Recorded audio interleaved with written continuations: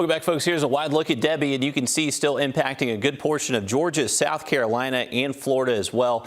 Currently seeing those winds up to around 65 miles an hour near the center, but now that the center is over land, we should gradually see this storm continue to weaken. But even though it's going to be weakening, it is still bringing a historic flood risk across the region over the next several days. Here's a little bit closer to home where we're already starting to notice that rain from Debby impacting most of the central and southern CS array. We'll just see that rain threat really increase in coverage and intensity as we head into much later tonight, and especially throughout the day on Tuesday. I would say throughout the day tomorrow, that's when we're expecting the most significant impacts. 77 degrees right now. It is still very humid outside. That east wind on the north side of Debby staying pretty steady at 10, and that wind will be picking up as we head into tonight. Here's our planner for tomorrow. So high rain chances really all day long. Maybe a struggle to get to 80 degrees tomorrow afternoon. We could actually stay in the 70s most of the day tomorrow, which could actually get close to a record low high temperature for our area. Here's a look at our severe weather risk. So we did just notice that there's that tornado warning near Savannah at the moment.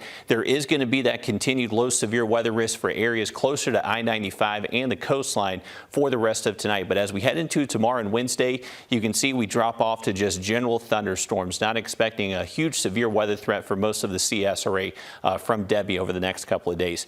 Here's a look at our potential rain totals. How about this? Right along the coastline, that bright yellow you're seeing right there from about Savannah to Charleston, that's where they're estimating 20 to 30 inches of rainfall for the next 7 days. For us here locally, we are going to see a very sharp drop off in those rain totals over the next once we see Debby pass through. So you can see those counties shaded in blue, that's around an inch, but for our counties down here in Screven, Allendale, and Bamberg, they potentially could get as high as 8 inches of rain from Debby over the next several days. So it's just going to be a huge gradient on kind of who sees what. But I would say anywhere from Swainsboro to Bamberg, that's where you're going to see the torrential rainfall that could be in excess of 8 inches of rain. That threat really just drops off the further north and west you get away from the center of that storm. So that's the thing for us here in the CSRA. We're going to be on the dividing line. Some will see significant rain, while others of us really are wondering what the heck we've been talking about with the rain. So up in Wilkes County up there in Washington, you may not even see a quarter inch of rain over the next couple of days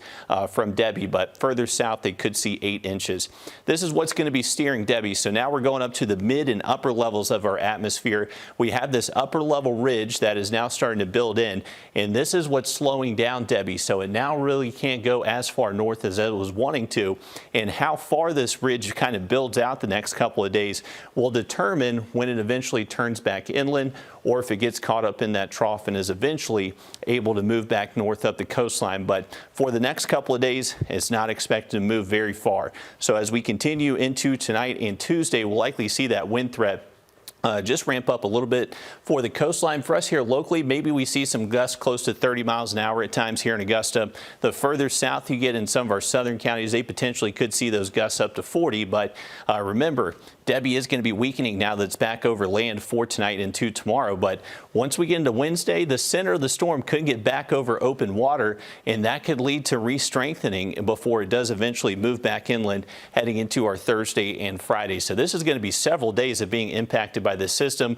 We are going to continue the first alert weather days for the next couple, and make sure you have a way to receive those alerts.